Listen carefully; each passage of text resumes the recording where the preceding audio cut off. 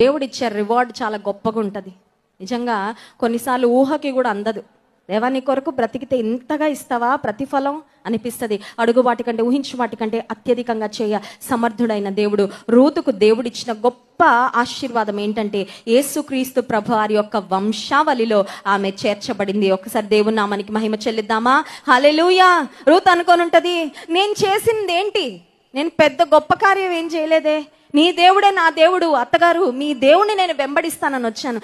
అంత గొప్ప దేవుడా, అంత నమ్మదగిన దేవుడా, అంత ప్రేమ కలిగిన దేవుడా, అంత హెచ్చించే దేవుడా, అంత నమ్మకమైన వాడా? ఎస్, ఈ రాత్రికాల సమయంలో నీవు నేను సేవిస్తున్న దేవుడు సామాన్యుడు కాదండి. ఆయన నిన్ను దృష్టిస్తున్నాడు. He's watching not just your public life but also your private life. నీ బహిరంగ జీవితాన్నే కాదు, నీ రహస్య జీవితాన్ని కూడా గమనిస్తూ ఉన్నాడు. నీవు కారుస్తున్న మరి కన్నీరు, నీవు పడుతున్న బాధ, కన్నీటి రాత్రులు ఏవి గడుపుతున్నావో, ఎంతగా దేవుని సన్నిధిలో మొరపెట్టుకుంటున్నావో, నమ్మకంగా దేవుని కొరకు బ్రతుకుతూ కొన్నిసార్లు మనుషుల ద్వారా చీత్కారాలు, అవమానాలు పొందుతున్నావో, నీ అవమానానికి ప్రతిగా రెట్టింపు ఘనతనిచ్చి నీ తల ఎత్తి నీ జీవితాన్ని ఎలా మలుపు తిప్పుతాడంటే దేవుడు.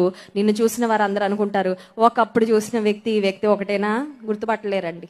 గుర్తుపట్టలేనట్లుగా ఆయన ఆశ్చర్య కార్యాలు జరిగించేవాడు. అట్టి ఆశ్చర్య కార్యాలు ఈ కాంతి మహోత్సవాలు 2వ దినం సభకు వచ్చిన ప్రతి ఒక్కరి జీవితంలో యేసుక్రీస్తు ప్రభువారు జరిగించి ఆయన నామానికి మాత్రమే మహిమ తెచ్చుకొనుగాక. ఆమేన్.